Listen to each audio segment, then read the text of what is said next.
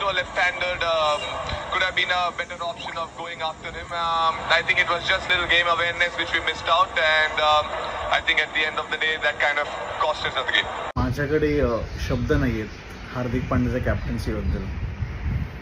First of all as a Mumbai fan let me clarify की आम्हाला हार्दिक पांड्या का आवडत नाही. It is not about his way of playing और if he is a bad player किंवा असं काहीतरी. It is all about what he said last year about Mumbai Indians when he was in Gujarat Titans. One is get the bestest people possible from A to B, which I feel MI had. Those players where we've won. Or have the best environment possible for you to win, which has been a CSK type where no matter who players are, they find comfort there and best out of them. And that was something more inspiring for me, that to get not the best players, but to get the best environment and get this thing.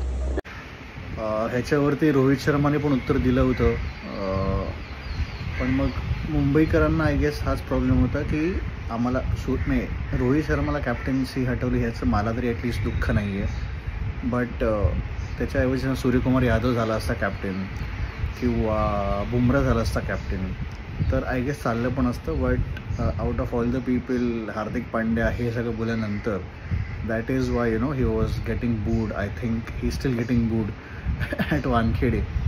परत हे काल जो बोलला तो Tilak वर्माबद्दल, who does that as a captain, blaming a young person, young guy. मला माहिती problem काय आहे. समजा त्याला कॅप्टन्सी नाही करायची आहे आणि चांगली करायची आहे की नाही ते पण महत्त्वाचं आहे तेवढंच. बट फियास्को हा सगळा. आणि मला खरंच वाटतं आता की मुंबई क्वालिफाय होऊ नये आणि झालं तर इट वोंट. मी असं काय मी ह्या सीझनला अर्थच नाही आहे यार. अगेन नथिंग अगेन्स्ट हिम, खूप आवडता प्लेयर पण होता, खूप रिलायबल प्लेयर आहे ऑलराऊंडर इंडियासाठी.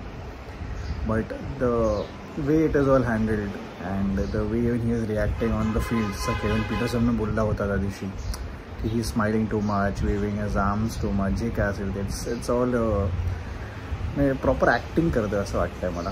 मुंबईकरांनो तुम्हाला काय वाटतं सांगा मला.